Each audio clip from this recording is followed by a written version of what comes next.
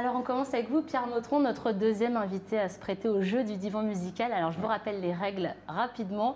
L'objectif, c'est en savoir plus sur vous, mieux vous connaître à travers deux chansons que vous avez choisies, des morceaux qui vous ont marqué à travers des souvenirs, des anecdotes, des moments forts au cours de votre courte vie.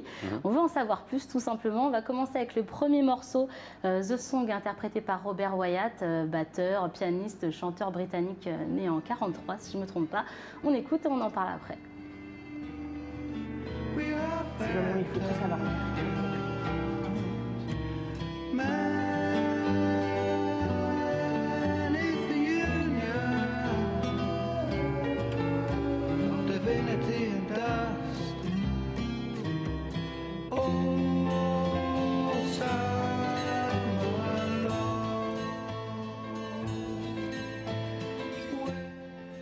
Lui, contrairement à plein de chanteurs, il n'a pas du tout tendance à forcer quoi que ce soit, ni à surtravailler quoi que ce soit. Il laisse vraiment sa voix telle qu'elle est et il interprète les textes au plus proche de leur sens. Et c'est ce que je trouve vraiment très beau chez lui. Et cette chanson-là est une très grande réussite, je trouve. Cette chanson, vous l'écoutiez quand? Récemment, il y a longtemps? C'était quelle période dans votre vie? Je ne l'ai pas découvert il y a si longtemps que ça, mais je l'ai réécouté à peu près tous les 2 jours depuis que je l'ai découvert.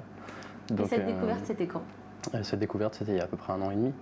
Et en fait, c'est une chanson qui est aussi spéciale parce que j'ai un ami, enfin un ami, c'est un peu un grand mot, mais quelqu'un que je voyais beaucoup à une époque qui s'appelle Vincent Artaud, qui est un compositeur aussi et qui l'a reprise lui-même avec l'Orchestre national de Paris et qui en a fait une très belle interprétation. Et du coup, ça m'a vraiment fait me dire que c'était une chanson qui avait plein de ressources puisqu'elle a pu être adaptée de plein de façons différentes et toujours être une grande réussite de toute façon.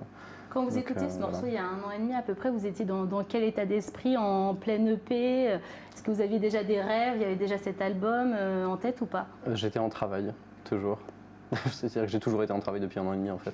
Mais oui, non, c'est une grosse source d'inspiration pour mon travail aussi, ce que fait Wyatt. Oui, je trouve qu'il y a des choses qui se ressemblent entre vous et lui. On va passer au second morceau qui est un peu dans le même style, c'est I Should Not Dare de David Sylvian.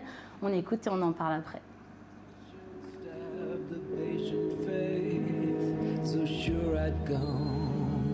Alors c'est la même ambiance, c'est le même type de personnage qui aime mélanger le jazz, la pop, peut-être même l'électro selon des périodes différentes de sa vie. Pourquoi avoir-vous choisi ce morceau? C'est bête, mais c'est principalement pour les mêmes raisons en fait.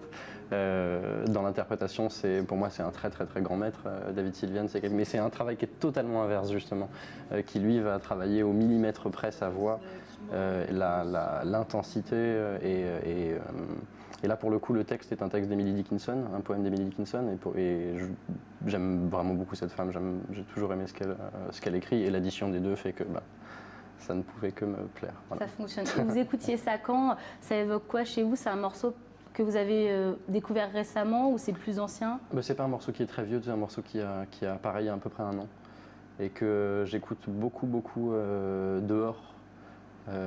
J'écoute très peu de musique dehors en fait, j'écoute très peu de musique à l'extérieur de chez moi ou de mon travail et pour le coup ça fait partie des œuvres que j'écoute dans la ville.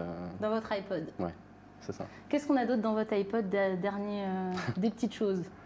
J'ai beaucoup de jazz, j'ai énormément de jazz. En fait il y a très peu de choses que j'aime écouter à l'extérieur, j'aime beaucoup tout ce qui est les musiques ambiantes.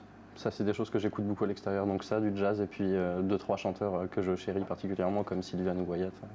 Merci Pierre Motron d'avoir assisté à ce divan musical. Merci. Donc, ça vous a fait du bien de ne pas m'entendre pendant 5 minutes? Moi, ça m'a reposé. Merci Mintili pour cette chronique, c'était très agréable. Merci beaucoup de vous être livré et de vous être prêté au jeu, Pierre.